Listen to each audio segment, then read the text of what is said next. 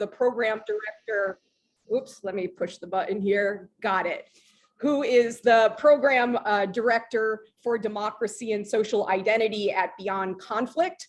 And then we're going to turn to a discussion with Reverend Stephen Green and with Cabrina Bass, who I'll introduce later. So Michelle, over to you. Great, thanks, Maria. I'm so thrilled to be here for this conversation today. Like you mentioned, at Beyond Conflict, we work to translate learning from neuroscience and social psychology to better understand how to strengthen democracy and prevent political violence. And we've spent the last year or so looking into the psychology behind widening social divisions and democratic decline in this country, asking ourselves if polarization might be more of a symptom than a driver, and exploring whether there's a deeper connective tissue that's undergirding the rise of authoritarian sentiment and the barrage of assaults on safety and equality in this country. A connective tissue that's deeply tied to our social identities. We've just published a new report on the subject, and I'm really excited to share some of what we've learned with this distinguished group today. Over to you. Great, and like you, Michelle, I mean, I'm deeply concerned about the rising authoritarianism in this country. And, we talk a lot about the divides, and there are deep divisions in this country. There is toxic levels of polarization, but I think, kind of the reality of the democratic backsliding and the reality of the authoritarian playbook that continues to play out in our backyard is cause for further concern. It's not cause to give up hope, but it's kind of a different way of looking at the problem sets that we face. And so, by way of brief background, I'm a political scientist by training. I've done a lot of work studying the dynamics of authoritarian regimes, both on the left and on the right. But perhaps more importantly for this conversation, I've also studied the strategies and tactics of pro-democracy movements in this country and around the world. So that's what gives me hope in this conversation, is that, there are ways to combat authoritarianism. We're going to be talking about it, but first let's talk about the actual threat. And before I dive into a kind of a definition of democracy and authoritarianism, just a caveat that we could be offering an entire seminar on the different types of democracies, the different types of authoritarian and autocratic regimes. We're not going to do that because we don't have time and we really want to prioritize the interactive discussion. So apologies to any of the political scientists and others in the group for what may seem to be an oversimplification of the phenomena. So next slide, Tabitha, please.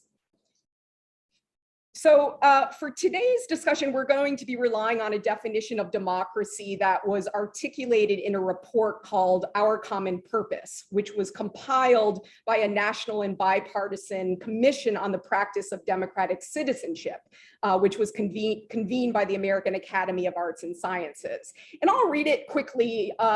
Democracies are forms of right-based representative governments in which elected government leadership is constrained by constitutionalism, the rule of law, the separation of powers, the free expression of the people, and the legal protection and moral affirmation of the rights of individuals. And groups and parties that are not part of electoral majorities cannot easily be disenfranchised or suffer the loss of rights of association, voice, and legal protection by the majority group.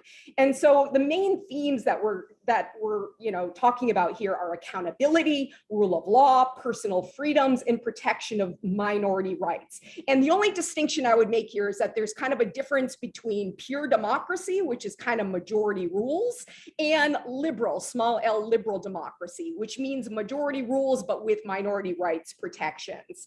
And so, to summarize a quote from Michelle, when we've spoken about authoritarianism together in the past, I think we can think about democracy as a massive voluntary exercise, a huge group project, if you will, where we all agree to abide by the set of rules that secure individual freedoms while preventing the abuse of power. And also, I would note, this is a very procedural, technical definition of democracy, but democracy is a culture.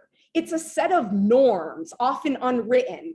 And, when those norms are eroded, the guardrails of democracy are weakened. And that's what we're experiencing now in the US. So next slide, Tabitha. So in contradistinction to democracy, authoritarianism refers to a constellation of different traits, and it's political, but also economic and social. And, it includes the concentration of power in the hands of a small group of people. As we discussed, it involves a blind submission to authority as opposed to individual freedom of thought and action. And, without reading all the bullet points here, the thing I would emphasize is that it's really important to recognize that authoritarianism is not just an individual or a group of individuals. Authoritarianism is a system that's comprised of different pillars of support. These are organizations and institutions that provide an authoritarian system or regime with the power, moral and material, that it needs to stay in power. So think, businesses, think bureaucracies, think legislatures, think businesses, think security forces. There's a whole range of pillars. And so we need to, it's helpful to understand authoritarianism less as people and more as systems. And so what we're really getting at here is that authoritarianism involves power that is concentrated in the hands of a few who are not accountable to the rest of the society. And this results in limits on political pluralism, legitimacy, and basic civil and political liberties. And now, some of you in this group may be familiar, next slide, Tabitha, may be familiar with the great book written by Stephen Levitsky and Daniel Ziblatt called How Democracies Die. And the main argument that they pose in the book is that since the end of the Cold War, most democratic breakdowns around the world, think Hungary, Venezuela, Turkey, India, have happened subtly, with a whimper as opposed to a bang. The democratic backgrounds have not come about as a result of violent coups, but by democratically elected leaders who subvert the processes and institutions that brought them to power in order to maintain their grip on power. So many of their efforts are legal, approved by courts and legislatures, which makes, again, countering them quite difficult. So the authors Levitsky and Ziblatt cite Juan Lintz, who describes 4 main indicators of authoritarian behavior. First, authoritarians reject democratic rules of the game, such as that all eligible voters should be allowed to vote, the outcome should reflect the will of voters, and losers should accept the results. Secondly, they deny the legitimacy of opponents. They cast opponents as enemies of the people and refuse to accept elections that the opponents win. Number 3, authoritarians tolerate or encourage violence. And this is often done under the guise of protecting democracy. So think January 6th, for example. And it's very, I think, telling that we're having this conversation while the January 6th hearings are ongoing. So fourth, authoritarians indicate willingness to curtail civil liberties of opponents. And that can take the form of cracking down on free speech, banning books, passing laws that criminalize assembly and peaceful association and protest. So the main point here that we really would like to emphasize is that democratic erosion begins at the ballot box. It is often technically legal and starts with the weakening of unwritten democratic norms that are the glue holding together any democratic society. So, Michelle, you have been looking at the brain and behavioral science behind all this. What insights can you offer on the psychological underpinnings of democracy and authoritarianism? Great, yeah, thanks, Maria. What I'm going to focus on today is the science, or better said, the politics of fear, particularly how the manipulation of fear relates to the brand of authoritarian populism that we see on the rise, not just in the US, but globally. So let's start with fear. The human brain itself is not partisan. It pursues the singular apolitical aim of trying to keep you alive. And to do that, it scans for threat and danger. It codifies memories of fear, and it guides behaviors it thinks will keep you safe from harm. And it doesn't necessarily search for truth in that process. Another thing it does to keep you safe, your mind seeks belonging in groups and collectives, driving your desire to join groups of others like you, which academics call in-groups, to help defend against potential threats from groups to which you do not belong, which academics call out-groups. And because personal identity is tied to group identity, Keeping your core group safe is equated in your mind with keeping you safe. In this process, our brains don't necessarily distinguish between material threats to our physical safety and threats to our identities. The identity threats here can relate to whether our groups are seen as moral or good, whether our groups are allowed to freely express their culture or abide by their preferred values, or they can relate to potential loss of power and influence, which is the type of identity threat that I'll focus on today, something called social status threat, recognizing that we have a natural impulse to defend the status and power of our group. And it's important to remember that really here our perceptions of this threat are the thing that matter. It's the perceptions that are more likely to activate fear than any actual or objectively assessed measure of threat. So what happens when we perceive threats to our identity? Well, the answer is a range of things that are far more complex in this graphic, but here's the gist of it. The salience of various identities that we each hold is affected by context and affected by threat. So I'm Arab American, for example. When I go to visit my family in Egypt, my Arab identity becomes much more salient to me, context. But similarly, if I'm in the US and I hear someone saying hateful things about Arabs, in other words, if I perceive a threat, my Arab identity becomes more central for me in a very similar way. Threat also impacts the salience of information. So when we feel threatened, we're more likely to see threat in the information that we consume, even if it's not objectively there. Threat literally affects the processing of information, meaning that you could read the same article in conditions of safety and under conditions of threat, and depending on the context, could take away entirely different conclusions. So when you couple this with the information echo chambers that define our media environment, you'll see correlations between social status threat, identity threat, and the resonance or adoption of conspiracy theories. The various conspiracy theories, for example, that claim that the Uvalde shooter in Texas was a trans person corrupted by hormone therapy, or the theory that the shooter was an undocumented immigrant. These things have roots in social status threat. When we perceive high levels of threat, we're far more likely to adopt conspiratorial beliefs. Also, when a group perceives itself to be under threat, there is a greater tendency to assume that other groups dislike or dehumanize you.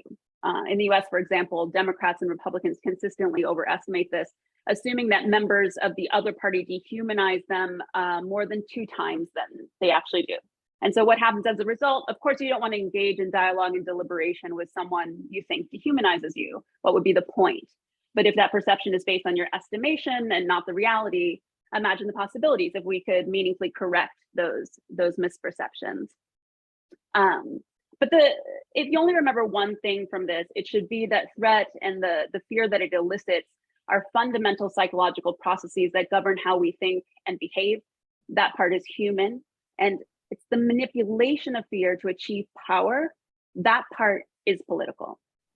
So what does this look like in the US today?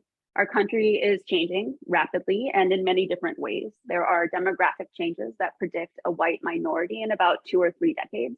There's the successful mass mobilization of social justice movements that is inviting a national reckoning on race, forcing us to confront a painful past and present.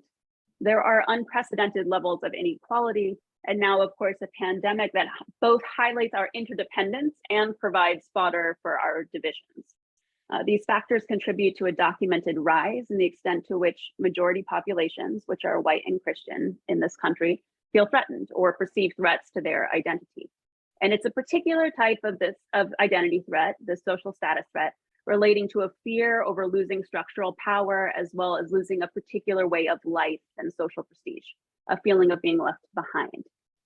This perception of threat is readily exploited and manufactured by politicians and the media. So think, for example, about replacement theory and this narrative that white people are being steadily replaced by immigrants and people of color. In a recent study, 42% of white respondents reported that perceptions that other groups wanted to restrict white Americans' ability to express themselves in their culture. And other studies also show that individuals who believe that minority group members have too much power are more likely to want to take the law into their own hands, view political violence as legitimate, and mistrust election results. There's something else going on here too that relates back to social identities. And again, I'm saying identities plural because we often belong to multiple groups and in low threat environments can easily sit with those multiple different identities, even if they come into conflict. It's something called social identity complexity. When social identity complexity is low, it can look like the type of social sorting or factionalism we see manifesting today, which here, you can see on the slide, factionalism and partisan sorting refers to how Americans' political affiliations are now subsumed into polarized mega identities in which identities like white, conservative, Christian, capitalist are stacked under a Republican mega identity and seen in opposition to identities like minority, liberal, secular, leftists that are stacked under the Democrat mega identity. Ideological positions can also become stacked and cemented in the same way. When partisan sorting occurs to this extent, people come to believe that there's an incompatibility between their partisan identity and divergence from the ideological party norm. So for example, people may come to believe that to be a quote unquote good Republican is incompatible with support for comprehensive gun reform. So even if they as an individual support reform, they will be less likely to say so or do anything about it because they fear being rejected by their core group. We're programmed to abide by these group norms to support survival of the group. In these moments, we're also then more inclined to look for leaders who will defend our group against any external threat.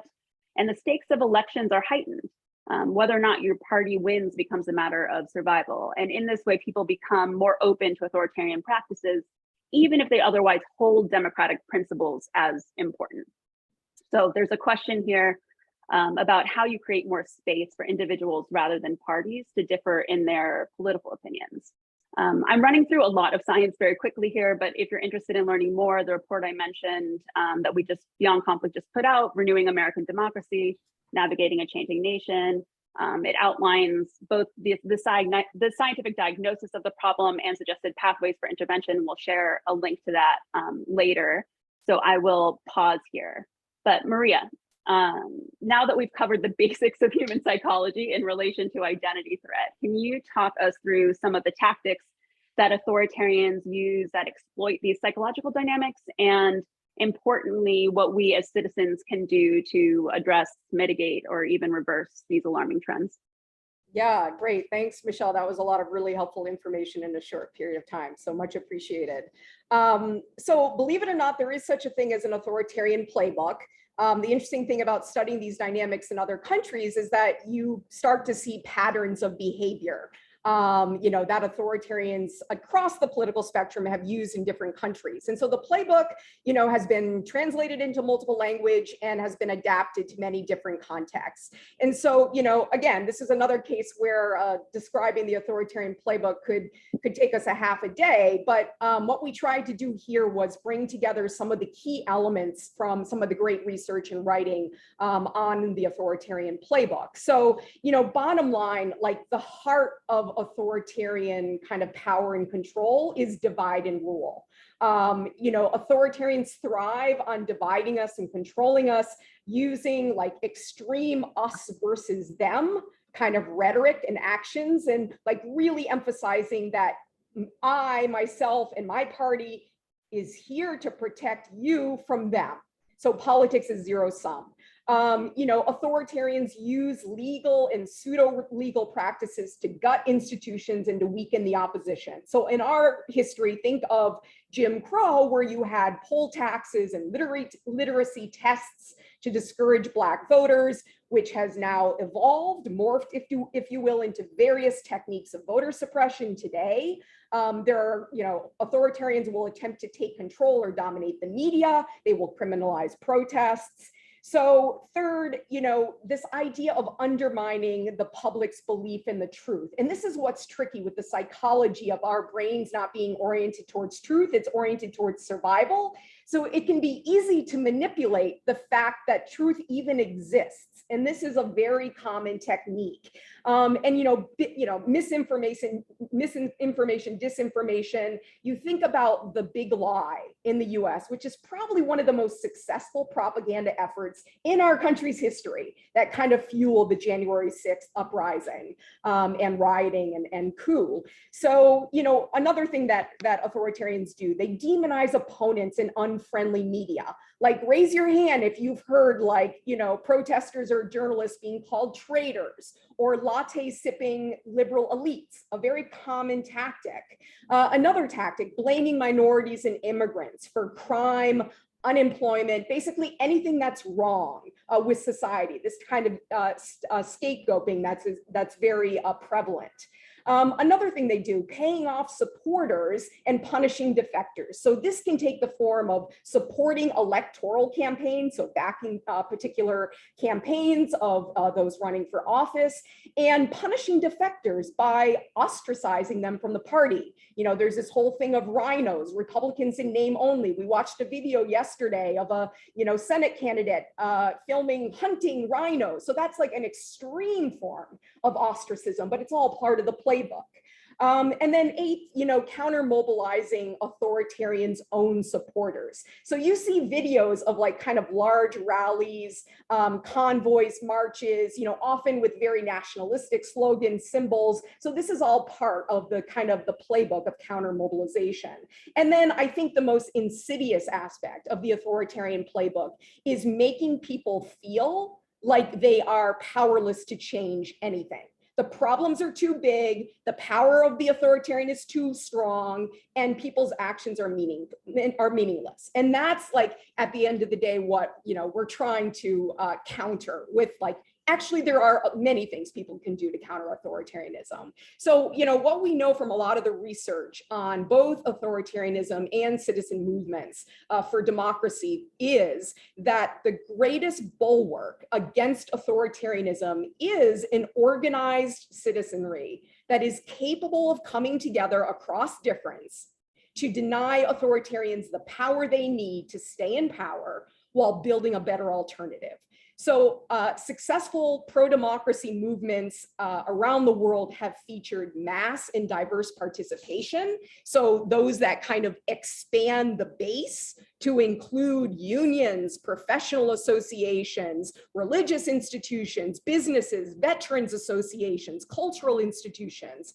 My co-conspirator, Erica Chenoweth, author of Why Civil Resistance Works, among other works, crunched some numbers and found that there has never been a case in history where a regime, an authoritarian regime, has stayed in power when 3.5% of the population was engaged in active protest. So that just gives you a sense of like the scope, but also kind of the numbers of people required to, to challenge and push back against authoritarianism.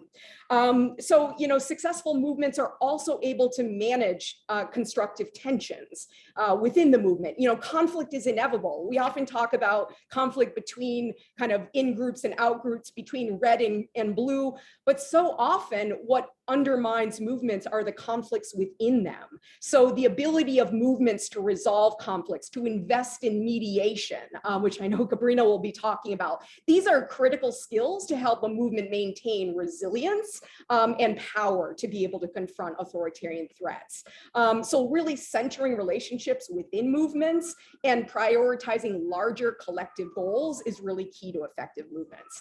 So, and then like this whole idea of, there's stuff that we are against. We are against authoritarianism. We are against militarism. We are against X, Y, and Z. But movements need to be able to articulate what they're for. What are we in struggle together for? And you develop that vision based on listening to people. So this is where listening, what are people's fears, grievances, aspirations? And that becomes the basis of a powerful vision of tomorrow in which we all can see ourselves. Because unless people can see themselves in a pro-democracy movement, like it's hard for them to stay engaged. So this is where the listening and the bridge building really, and the belonging really comes to play.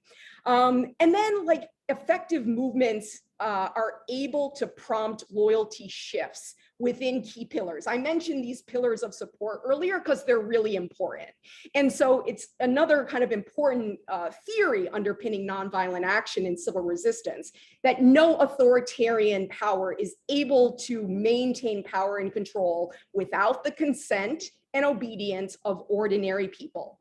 And when ordinary people in these pillars of support, so workers, professionals, members of police, security forces, bureaucrats, students, youth, when they withdraw their consent and cooperation and engage in boycotts, strikes, civil disobedience, non-cooperation, that is what shifts fundamentally power dynamics in society.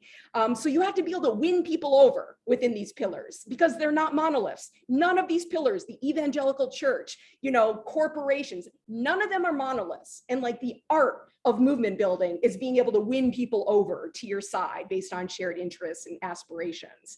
Another thing that successful movements are able to do is to expand the repertoire of nonviolent actions. There's so much more that you can do to push back against authoritarianism than street protests and demonstrations. There's like thousands of different tactics. And maybe Tabitha, you can share some of the great reports that have been written on like the broad range of protests and persuasion, symbolic actions, strikes, non-cooperation, parallel structures and institutions. All these things are needed to encourage participation and to apply pressure on authoritarian regimes. So effective movements train, and I know we're going to be talking about this with Cabrina and Reverend Green, they train in planning, in organizing, in nonviolent discipline, in resolving disputes peacefully. These are all skills that are inherent in effective movements. So that type of skills building is really critical to the success of movements against authoritarianism. So I think we're now ready to transition into the discussion with our two other distinguished panelists who I'll now introduce. So Reverend Stephen Green is the lead pastor of St. Luke AME Church in Harlem and the co-founder of Faith for Black Lives. And Cabrina Bass is the executive director of the Midlands Mediation Center in South Carolina and the vice chair of the National Association for Community Mediation's Board of Directors. So maybe I'll start with Reverend Green. I would just love for you to make real some of the concepts and theories that we were just discussing in the previous 20 minutes or so. And how is authoritarianism showing up in your work? And what aspects of the authoritarian playbook are most impacting the communities that you are working with currently? Sure, and I'm grateful for this conversation. I work with faith leaders across the country who are working to push back on the authoritarian sort of tactic of anti-critical race theory, as well as voter suppression. The restrictive voting laws that were enacted since the January 6th insurrection have intended to subvert democracy and intended to create more challenges towards the ballot box, reduce access to the absentee ballots. And so we have organized faith leaders around nonviolent direct action to engage in direct confrontation to raise awareness and to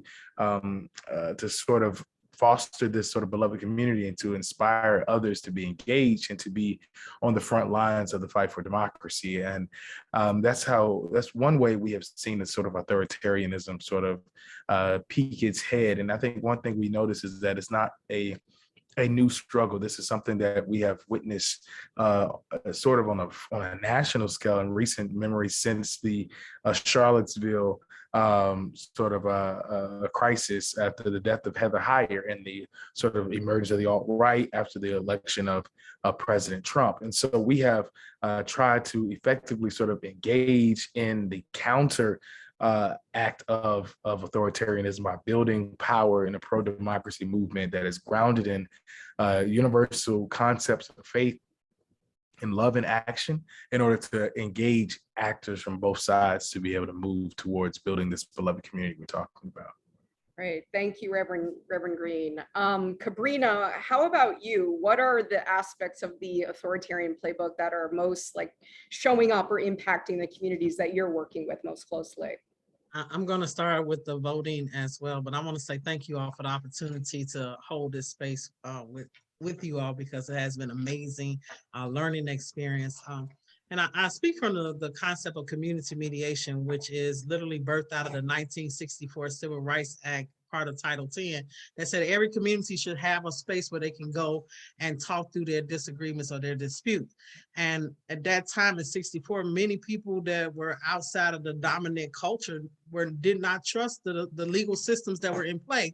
So you had community centers. They were sometimes called dispute centers or community mediation centers or conflict resolution centers, whatever the name was given to them. It was a place where you could go and have a conversation with the person that you had a disagreement with to come up with your own solution, create your own path forward. So when I look at this here playbook, I immediately go to what are the legal actions that people have put into place to limit people on having their voice, to be able to speak their truth. And I see in South Carolina, I can speak specifically, and what Reverend Green talked about is these new laws that they put in place. We had 33 bills thrown at us at one time about election laws and reforming the election to make it more better integrity. We ain't never had no problem in South Carolina with elections. We've never had any problems with it. So how all of a sudden in 1 year, we need 33 different laws to come at us to try to change how we do elections. And they were successful because we have, as people said, that trifecta. We have a Republican governor, a Republican Senate, and a Republican House. So it's a hard fight for the people here in South Carolina, but reminding people of the power of their vote. I think that voting thing, which community mediation centers, people say they ain't got nothing to do with mediation. Yeah, it got everything to do with community. If our vote isn't heard, then people don't know their own power. And that goes to that last one you said inside of the playbook, to make people feel that they are powerless to change. You have power. As long as you have your voice, you have power. It is to have that ability to activate that voice to make the change that's necessary in your community. So these new election laws, they put it in a way to say, hey, we expanded early vote. Now you don't have to have an excuse to early vote. Everybody can early vote. But they miss telling people, well, we only going to have 2 offices open versus 12 that we had in the past election. We're only going to have sites that are at least 10 miles apart. And please note, South Carolina don't have the best transportation system in the world. That means people got to find a way to the poll, and it's not an easy way to the poll. Same thing with IDs. Getting an ID is not an easy thing. You don't just walk down the street to the corner store. You got to find a DMV office, and they're not local. So you got to find transportation. You don't have the resources, the money, you don't get the ID. And so these aren't simple things, and we can't pretend like they are simple, but we have to engage and encourage people to use their ability to speak their voice and their truth so that we can combat this authoritarianism. So thank you so much. No, thank you, Cabrina. And one thing we were talking about in our prep was that, laws are being put in place that basically take, independent election authority away from nonpartisan actors and towards partisan actors, which could, change and overturn the will of voters. So then even if you get everybody to show up and vote, laws are in place so that, politicians can decide who won as opposed to voters, which is just another huge challenge right now. Reverend Green, so, in terms of like what we can do about it, what, from your experiences, what are the most effective ways to challenge authoritarianism and white supremacy in ways that, in the theme of this conversation, that build belonging and that keep us focused on the beloved community that you mentioned? Sure. I think you mentioned it earlier is the power is in organizing and building big tent coalitions that allow multiple varying forms of voices to be at the table, but are united in a common aim and a common goal. We have to provide definition again to what democracy looks like and paint a broad picture with a paintbrush on a canvas so that everyone would be invited. So that means from all the way from the workers to women's rights, right? To come together to begin to work collectively to engage in voter engagement and civic engagement, and recognizing that civic engagement is beyond elections, and really training communities. We host our conference at our church yesterday, and for faith leaders to be engaged in civic engagement, as well as recognizing that citizenship schools is a model from the 1960s civil rights movement that we are trying to apply back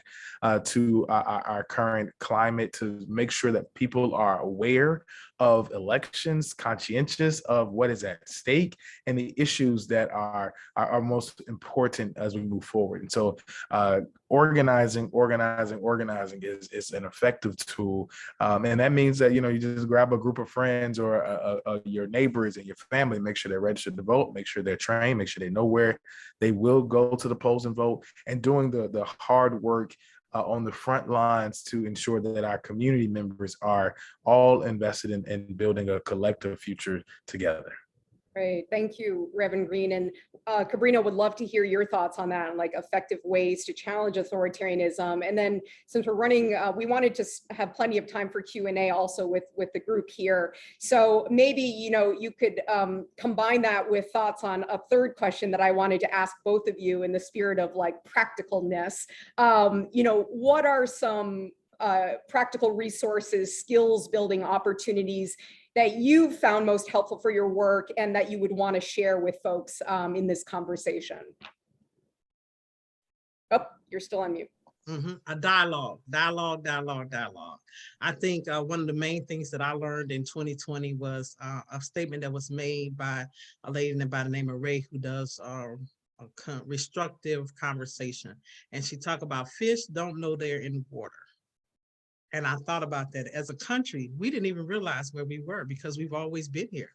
And so when you talk about authoritarian, we've always had that, but did we realize that we had it? It wasn't until 2020 when we went into a pandemic and we saw the inequities being magnified through that process. And so I think inside of that, if we can learn how to be curious and not to make people the other, but bring them to the table, as Reverend Green just talked about, to have those conversations and have those dialogues and be curious versus being judgmental. In other words, when somebody doesn't agree with your way, don't just think they're wrong, but get curious and find out what is it that makes a difference. So when I talk about practical tools and things like that, I have to go to the Trust Network, which was formed out of the 2020 event, where you had people that, like myself, in centers that are already in the community, not outsiders coming in, but people that are already in the community when crisis happen. And guess what? They'll be there after the crisis ends. And if it flares back up, they're already there. So you don't have to go looking for nobody, but to build those skill sets within them. And what are those skill sets? Active bystanders, teach people how to become active bystanders, teach people how to de-escalate situations, teach them facilitation skills so they can learn how to organize great meetings where you don't have a conflict rise up because that person knows how to de-escalate those conflicts. And always remember that somewhere in your area, there is a community mediation center that is there to help you, to walk with you, and to work with you to create those skill sets. So we don't have to look for outsiders. They're already on the inside. We just have to learn those skills and those tools and those resources so you can make your own decision. No mediator makes your decision. You make those decisions. They just guide you to those choices. I hope that was quick enough. Yeah, that's great. And Cabrina, if you want to add links to resources in the chat, or any of my colleagues, now's the opportunity to share some of the great work and resources that you've been involved in developing. So Stephen Green, bring us home, Reverend Green, with like what tools, resources, things that you would want to flag for folks who've been part of this conversation. Sure. I would want to flag for folks the 6 steps of Kingian nonviolent social change, which is about education, information gathering, direct action, personal commitment, and negotiation, reconciliation as a strategy. And I'll drop the link to the chat here and drop the link in the chat. But as an effective tool for building social change in your communities is the Kingian steps of nonviolent social change. Also recommend a book by James Lawson called Revolutionary Nonviolence, and the importance of nonviolence as a tool of organizing. So it's not just about nonviolence as a form of anti-violence, but nonviolence as a way of life and as a way of organizing communities. And so those are 2 resources I would like to share with all of you all. And thank you again.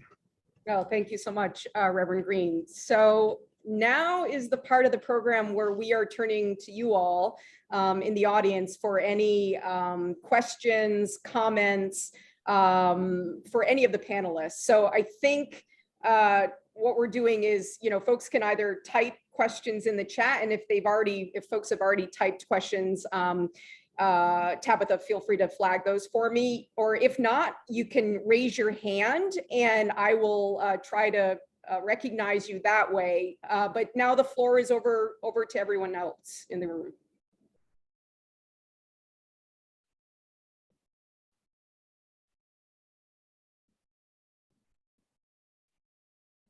See, I knew I should have planted a question just to like get the let the inhibitions go down. But any brave souls want to ask a question?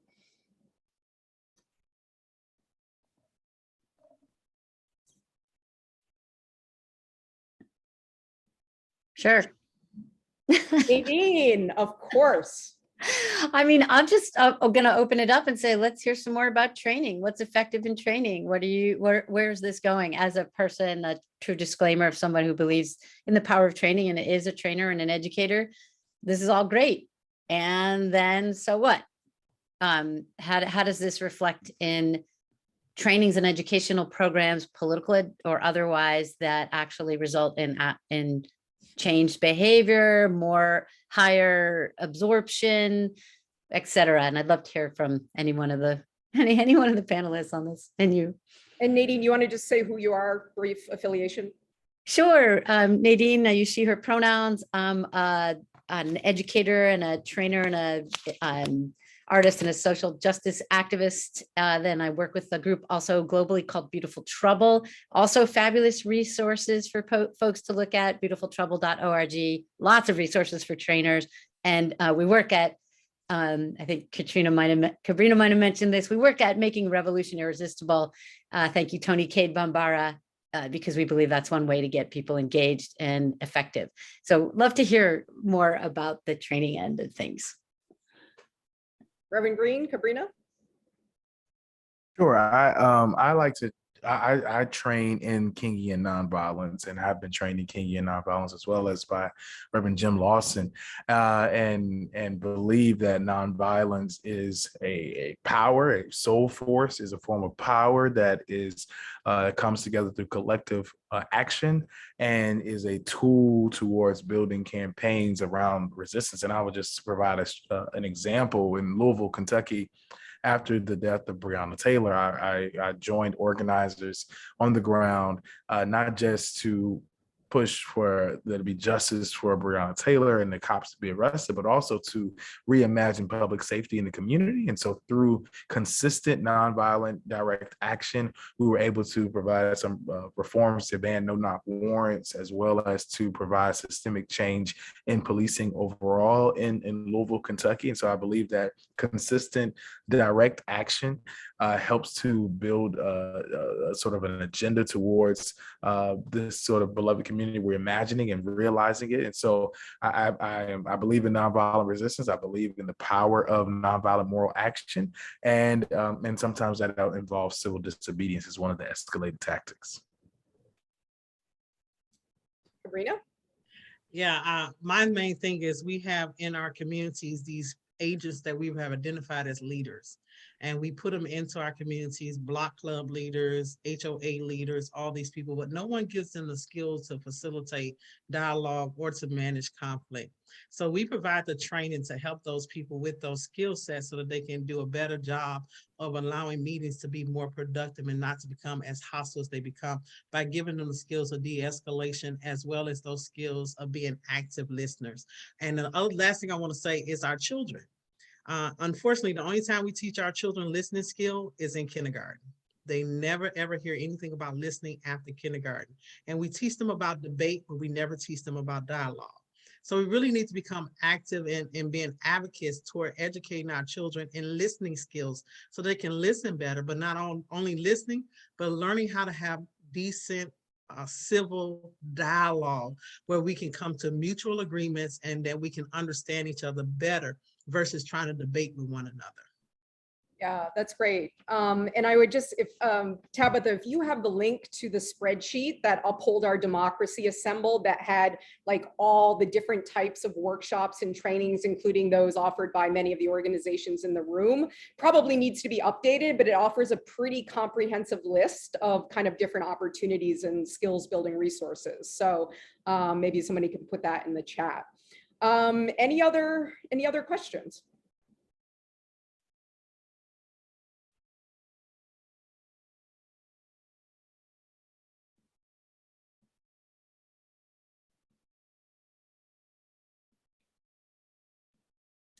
Well, I can ask, I mean, oh, I did see a hand. Jennifer. Yeah, Jennifer Hall-Witt from Brave Angels.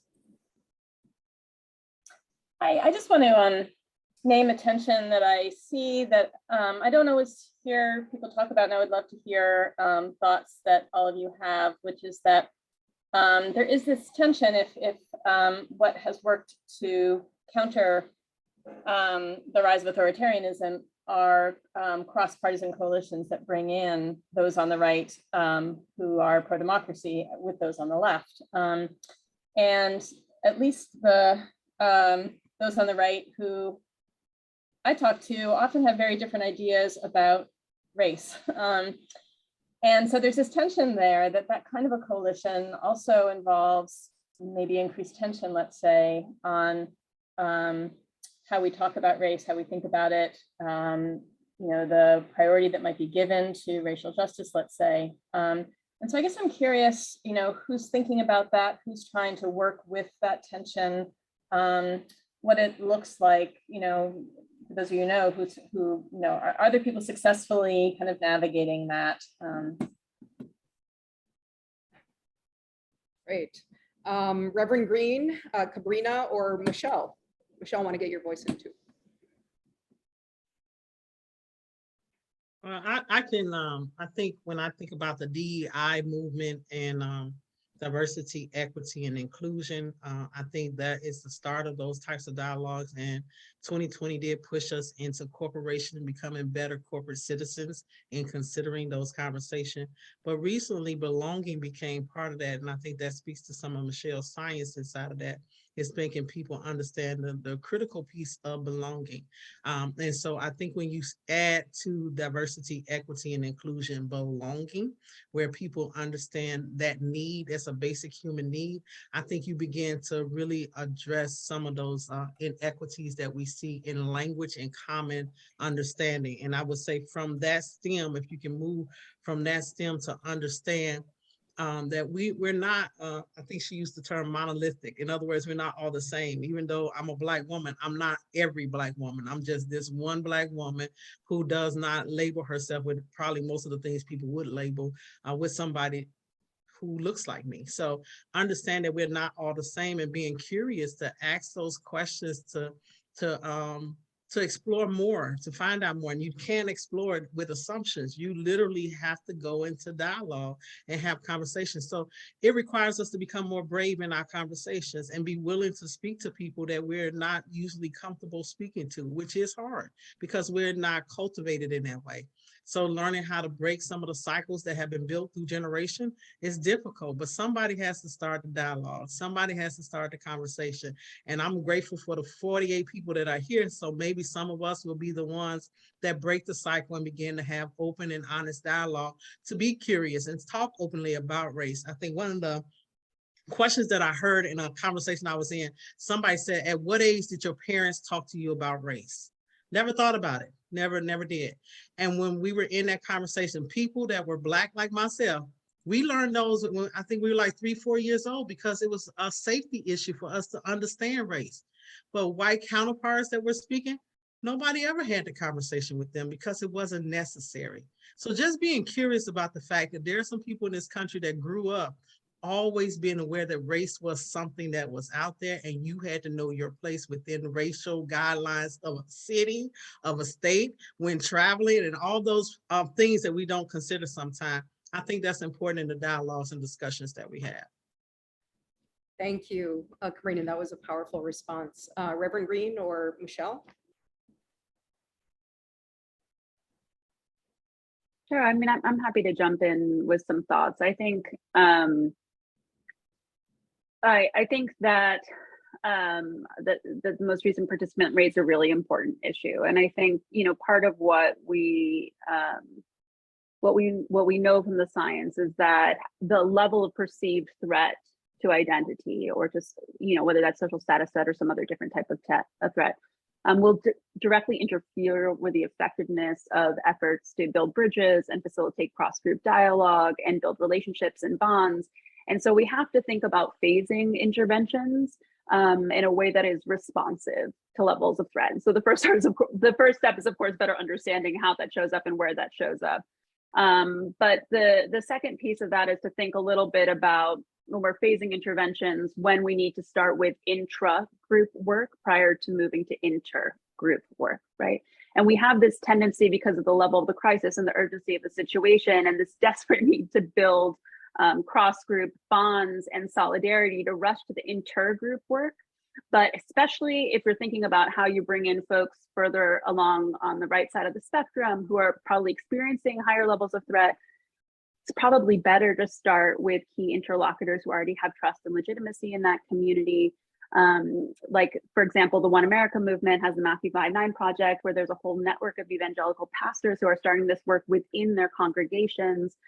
They tend to be fairly homogenous groups in terms of race and religion, but it's a space where you can start to have the conversation and to bring some of these unconscious processes up to the conscious level, which helps create more cognitive space for the kinds of dialogue and cross-group work that we know needs to happen for the movement building and the bridge building. And I would say that ultimately, like, when it comes to talking about race, that's also, there's a lot that we know about how to do that effectively, right? So there's a couple things, like, one, when majority populations or white folks see themselves included as part of the definition of diversity, they tend to be more open to talking about race. When majority populations are affirmed that we don't think they're morally bad people, that they can be more open in moving into conversations. When people have built trust over time with members of different racial groups, when you can then move into talking more intentionally and directly about power differences and differences in experience, lived experience, exposure to direct instances of discrimination, that helps catalyze greater interest and support for racial equity-driven action and policies. So there's quite a bit that we know, and I would say that it's really about moving people through phases. And the farther along you get towards the right end of the spectrum, I think the work to build smaller bridges before we get to the bigger bridges is really key and critical. And Reverend Green, did you have? Sure, I just would jump in just briefly, because I know you want to get to other questions, but I want to thank you for raising that question and how important race is to this conversation around democracy and authoritarianism, because white supremacy authoritarianism is sort of grounded in white supremacy. And I think that when we talk about race and racial reconciliation, the truth and race and reconciliation and healing. Maria, you can help me out with the commission. The Truth, Racial Healing and Transformation movement. Yes, that movement is incredibly important to help center race and racial justice as a form of expanded democracy. And so I want to just also mention the work of that commission and that movement as a vehicle to help us to navigate through this space as well. Great, thank you, Reverend Green. I think we have time for one last question from, is it Leiden King? I don't know if I'm pronouncing that correctly. Or Leiden? It's okay. It's my parents were being creative, so that's what comes with it. And actually, I'm going to be as brief as possible, but it was more of a comment and validation of what you all were saying, while also addressing the race question. So I was hearing what Cabrina was saying about the importance of teaching listening and dialogue, and so that's, listening is a skill, okay?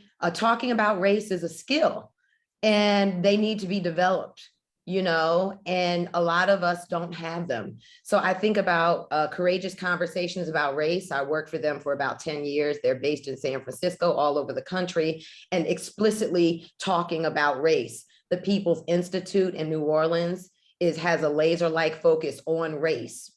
The Equity Institute out in the Bay Area. I just got off a call with Transmuting White Supremacy, which is like an online course, and you can go to their Instagram. There's an article called Detour Spotting that really helps white people understand how they detour from race. Because the reality is, as Kabrina was saying, as a racially ambiguous Black woman, I've always had to be aware of race. And it was about my survival, okay? And my thriving in white supremacy culture. White people don't have to do that. So they have a totally different racial identity development process. So if you want to Google Janet Helms, Black woman researcher, she outlines white racial identity development. And the infant stage is color blindness. Most white people are socialized to believe color blindness is a good thing. And if they're colorblind, that means they're not racist. The journey, the evolution, is helping them realize there is no true democracy, there is no true justice, there is no true equity, there is no true anti-racism in colorblindness. It's not possible. It's not possible. The other thing I was hearing Reverend Green speak to previously was nonviolence. And really about love. And that's what I have on my shirt to remind me. And that's what I love about Upswell and belonging. It's really centering, how do we not villainize each other? How do I see myself in the other? How do I build a bridge? And that can be really hard when someone's combat boot is on your neck, right? But what I have learned is that whiteness is really about ego. It's really about fear. And I'm really loving you all's whole presentation, because what you're doing is creating, through the authoritarianism conversation, interest convergence per critical race theory that is necessary to help everyone see how this is an important movement for all of us, okay? And so I feel like the last thing I'll share is whiteness is really anti-Blackness. So to Michelle's point about us being able to figure out when there's an interracial conversation and when there's an intra-racial conversation. And there's anti-Blackness in Blackness, there's anti-Blackness in Latinxness, there's anti-Blackness in indigeneity, in which one I missed, Asianness. My mother was disowned for marrying a Black man, okay? And she was Chinese. So it's really about knowing when to have the conversations with whom, and who is able to actually hold that space, and know when people are going to detour, know when people get to the limit of what they can tolerate, okay, and being able to bring the heat down so they can stay engaged in the conversation. And this is, I believe, lastly, me believing that, like Martin Luther King, I may not get there with you. This is a marathon. So I just want to do my part in this life, understanding that I may not see all of the fruit that I am working towards, but trusting that my life and my work matters. Okay, so I'm just appreciating everyone here, and thank you for allowing me to weigh in. Oh, well, thank you so much. That was actually a beautiful summary of a lot of points that we discussed. So thank you. And we're at the end now, but I just want to express my thanks to, all the panelists, Reverend Green, Kabrina, Michelle, and thanks again to the organizers from Upswell, to Tabitha, for just bringing us together for this really important conversation. And I was taking so much out about, the theme is bridging to belonging. And we talked about like the importance of belonging and how to achieve that, because we need belonging to be able to combat authoritarianism and to be able to combat the divide and rule that's at the heart of the authoritarian playbook. And I was also hearing that it's so powerful when we can talk in the same conversation about dialogue and listening with direct action and protest. It's important to be able to hold, I think, both conversations of kind of the dialogue and direct action together as we think about belonging, bridging, and countering authoritarianism together. So huge thank you to everyone who showed up for today's conversation. Thank you. And without further ado, I think I'll turn it back to Habib. Thank you all so much. Thank you, Maria, Michelle, Reverend Green, Cabrina, and as well as Tabitha. I saw you working the chat room with all the links. We appreciate all the links and the frameworks. The next conversation will be here, actually in this channel in 4 minutes. So in the spirit of dialogue, listening, and inter-relationships, I ask you all to just hang on for another 4 minutes for the Upswell exchange. And hi, Sister Lidina, I see you.